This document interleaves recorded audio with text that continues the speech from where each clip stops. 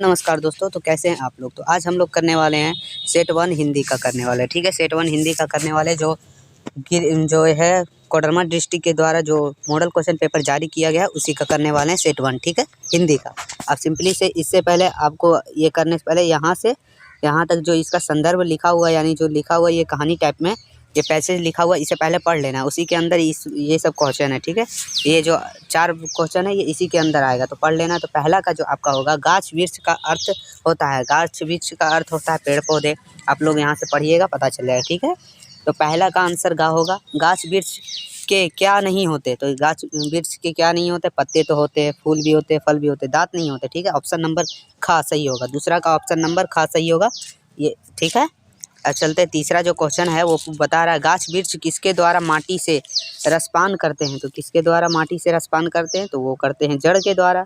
जड़ से ही ना मतलब रसपान करते हैं, पानी को खींचते हैं। ठीक है, तो पेड़ कब मर जाता है, पेड़ कब मर जाता है, पानी ना मिलने पर। ठीक है, ऑप्शन का खा होगा, मतलब चौथा का ऑप्शन खा हो जाएगा। देखिए, ये पढ़ने से आपका आंसर आ जाएगा, इसमें कोई बड़ी बात नहीं है। अब अगला चलते हैं। अगला इससे पहले यहाँ से आप यहाँ तक पढ़ लीजिएगा, ये एक कविता टाइप में है। ठीक है, इसे आप पढ़ लीजिएगा। पढ़ने के बाद ही आपका जो आंसर है वो यहाँ से यहाँ तक निकल जाएगा। देखिए, पहला है, किससे डरकर नौका पार नहीं होता। तो देखिए, किससे डरकर, लहरों से डरकर नौका पार नहीं होता। देखिए, ये हो जाएगा पाँचवा का दूसरा। ठीक है, पाँचवा का दूसरा ऑप्शन सही है। छठा, कि नन्ही चींटी दाना लेकर कहाँ चढ़ती है, तो दीवारों पर चढ़ती है। ठीक है, ऑप्शन नंबर ए, छठा का ऑप्शन नंबर ए सही हो जाएगा। ठीक है, तो अगला क्वेश्चन की तरफ चलते हैं। सातवां, मन का विश्वास रंगों में क्या भरता है। तो मन का विश्वास रंगों में जो भरता है वो है साहस। ऑप्शन नंबर 3, ऑप्शन नंबर 3, सातवां का ऑप्शन नंबर 3 होगा। ठीक है, चलिए अगला है, कोशिश करने वालों की क्या नहीं होती है, हार नहीं होती है। कोशिश करने वालों की कभी हार नहीं होती है। ठीक है, तो आठवां का दूसरा ऑप्शन सही होगा। चलिए अब चलते हैं अगला, ये है व्याकरण से लिया हुआ है, खंड खा, जिसमें आपको, चलिए इसमें पहला क्वेश्चन है, जिस वाक्य में क्रिया के साथ कर्म उपस्थित होता है वह कौन सी क्रिया होती है। तो ये जो 9वां का आंसर हो जाएगा, खा हो जाएगा, सक्रामक क्रिया। ठीक है, सक्रामक क्रिया होती है। चलिए अगला क्वेश्चन, कौन सा वाक्य सक्रामक क्रिया का उदाहरण है। तो कौन सा वाक्य सक्रामक क्रिया का उदाहरण है, तो पहला, सीता आम खाती है, ये है सक्रामक क्रिया। ठीक है, सीता आम खाती है। अगला क्वेश्चन है, शिक्षक विद्यार्थी को पढ़ाते हैं, इस वाक्य की क्रिया का भेद बताइए। ये कौन सा वाक्य है वही बताना है। तो 11वां का है, ऑप्शन नंबर का होगा, सक्रामक क्रिया है। ठीक है, ये शिक्षक विद्यार्थी को पढ़ाते हैं। चलिए का हो जाएगा। अगला है, मोहन आम खरीदता है, इस वाक्य में क्रियापद क्या है। तो क्रियापद है खरीदता, खरीदता, ऑप्शन नंबर गा हो जाएगा। 12वां का ऑप्शन नंबर गा बिल्कुल सही है। ठीक है, चलिए 13वां क्वेश्चन है, मुझसे चला नहीं जाता, वाच्य का कौन सा भेद है। तो वाच्य का कौन सा भेद है, भाववाचक है। देखिए, भाववाचक चला नहीं जाता, 13वां का ऑप्शन नंबर गा होगा। ठीक है, भाववाचक।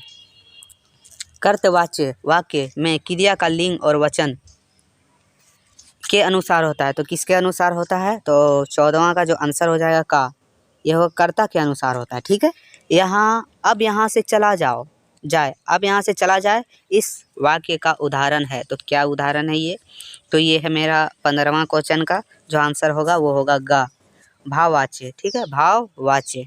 चलिए अगला है, भरपेट कौन सा समास है। तो भरपेट ये शब्द है वो कौन सा है, तो ये है आपका अव्ययी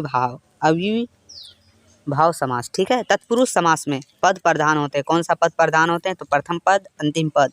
तो कौन सा पद प्रधान होते हैं, ये 17 का, तो 17 का हो जाएगा खा, अंतिम पद प्रधान होते हैं तत्पुरुष समास में। ठीक है, निम्नलिखित में मित्र का अनोकार्थी कौन नहीं होता है। मित्र का अनोकार्थी कौन नहीं होता है ये पूछा है, तो ये हो जाएगा घर मित्र का अनोकार्थी नहीं है। ठीक है, चलिए अगला है, इनमें से अवयव का भेद नहीं है। अवयव का भेद कौन सा नहीं है, तो देखिए अवयव का भेद जो है आपका हो जाएगा का। ठीक है, क्रिया जो है ना वो अवयव का भाव भेद नहीं है। ठीक है, अवयव का भेद नहीं है क्रिया, ऑप्शन नंबर ए, 19वां का ऑप्शन नंबर ए सही है। अगला क्वेश्चन है, जिस वाक्य में एक प्रधान उपवाक्य एवं एक या एक से अधिक आश्रित उपवाक्य होते हैं उसे क्या कहते हैं, तो वो हो जाएगा आपका मिश्र, जो है मिश्र कथन कहते हैं, मिश्र कथन कहते हैं उसे, ठीक है। तो ये आपका 20वां का मिश्र हो जाएगा। अगला क्वेश्चन चलते हैं 21वां क्वेश्चन की तरफ। तो 21वां क्वेश्चन बोल रहा है बहुत गर्मी है, रिक्त स्थानों को उचित अव्यय भरिए। तो यहाँ क्या भराएगा वही बताना आप। तो आपको ये ऑप्शन नंबर खा होगा, उफ बहुत गर्मी है, ठीक है, ये होगा 21वां का ऑप्शन नंबर खा, बिल्कुल सही है। अब चलते हैं 22वां क्वेश्चन को लिखने से पहले आपको यहाँ से यहाँ तक जो ये संदर्भ लिखा हुआ है, मतलब जो लिखा हुआ है उसे पढ़ लेना है, ठीक है। जो भी लिखा हुआ वाक्य वो पढ़ लेना, उसके बाद ये आंसर आपका बन जाएगा। प्रस्तुत अंश किस पाई से लिया गया है, मतलब ये जो लिया गया है वो किस पाई से लिया गया है। तो 22वां का हो जाएगा का नेताजी का चश्मा, नेताजी का चश्मा उसी पाठ से लिया गया, उसी अंश से लिया गया, ठीक है। पान वाले ने मुंह में क्या ठूस रखा था, पान वाले ने मुंह में क्या ठूस रखा था। तो पान वाले ने मुंह में पान ठूस रखा था, ठीक है। अगला क्वेश्चन है 24 नंबर का, उससे पहले आपको यहाँ से यहाँ पढ़ लेना है, ठीक है। उसके बाद चलिए 24वां का है शहनाई की ध्वनि को क्या कहते हैं। शहनाई की ध्वनि को मंगल ध्वनि कहते हैं, ऑप्शन नंबर खा हो जाएगा। चलिए अगला 25वां, लेखक ने शहनाई के मंगल ध्वनि का नायक किसे कहा है। तो वो है बिस्मिल्लाह खां, बिस्मिल्लाह खां को कहा है शहनाई का मंगल ध्वनि का नायक, ठीक है। चलिए अगला है 26वां क्वेश्चन है। उससे पहले हम बता दें 26वां क्वेश्चन से पहले आपको यहाँ से यहाँ तक जो भी है वो थोड़ा पढ़ लीजिएगा, समझ आ जाएगा। अगला है देखिए 26वां क्वेश्चन, पूरीन पात का क्या अर्थ है। पूरीन पात का क्या अर्थ है। तो ये पूरीन पात जो है वो आपका है गा, इसका आंसर हो जाएगा गा, कमल का पत्ता, ठीक है, कमल का पत्ता। इस पद के रचयिता कौन थे। तो सूरदास थे, ठीक है। 27वां का ऑप्शन नंबर घा आंसर होगा। चलिए अगला क्वेश्चन की तरफ चलते हैं, उससे पहले यहाँ से यहाँ पढ़ लीजिएगा, ठीक है। उसके बाद चलिए 28वां क्वेश्चन, मुख्य गायक की आवाज़ कैसी थी। तो मुख्य गायक की जो आवाज़ थी वो थी चट्टान जैसी भारी थी, ठीक है, चट्टान जैसी भारी थी, मतलब आवाज़ मोटा था। किसकी आवाज़ में कमज़ोर एवं काँपती हुई बताया गया है, किसकी आवाज़ को। तो किसकी आवाज़ को बताया गया है। तो ये है 29वां का खा हो जाएगा, ठीक है, संगीतकार की, संगीतकार की, संगीतकार वही होगा। देखिए अब चलते हैं आगे क्वेश्चन की तरफ। ये है आपका पाठ्यक्रम से पूछा गया है, पाठ्यक्रम से पूछा गया है, ठीक है। आपको ध्यान रखना निम्नलिखित प्रश्नों का सही विकल्प चयन कीजिए। यह है खंड गा का। देखिए 30वां क्वेश्चन है, गोपियों ने बंडी भागी किसे कहा है। बंडी भागी जो कहा है वो उद्धव को कहा है, उद्धव को कहा है ना गोपियों ने, उद्धव यानी कृष्ण, ठीक है, लेकिन उद्धव यहाँ है आंसर, कृष्ण पर नहीं लिखना, उद्धव को लिखना। परशुराम ने मंदबुद्धि बालक किसे कहा। तो लक्ष्मण को कहा था। जब गुस्से हुए थे ना,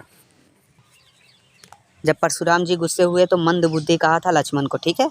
मृतक में जान डालने की शक्ति किसमें है। तो मृतक की जान डालने की शक्ति जो है वो आपका हो जाता है बच्चों में, ठीक है, बच्चों में है। उसमें फसल किसका गुणधर्म है। तो फसल किसका गुणधर्म है। तो ये है मिट्टी का होगा, ठीक है। ये 33वां का जो है मिट्टी का गुणधर्म है। कविता में छाया का अर्थ क्या है। छाया का अर्थ है दुख। तो 34 का आंसर हो जाएगा दुख, ऑप्शन नंबर गा। चलिए अगला क्वेश्चन की तरफ चलते हैं। अगला क्वेश्चन है कि भोलेनाथ अपने हम जोलियों के दल में मिलकर क्या करने लगे थे। भोलेनाथ क्या करने लगे थे। तो ये करने लगे थे गा, खेल और तमाशे करने लगे थे, ठीक है, गा।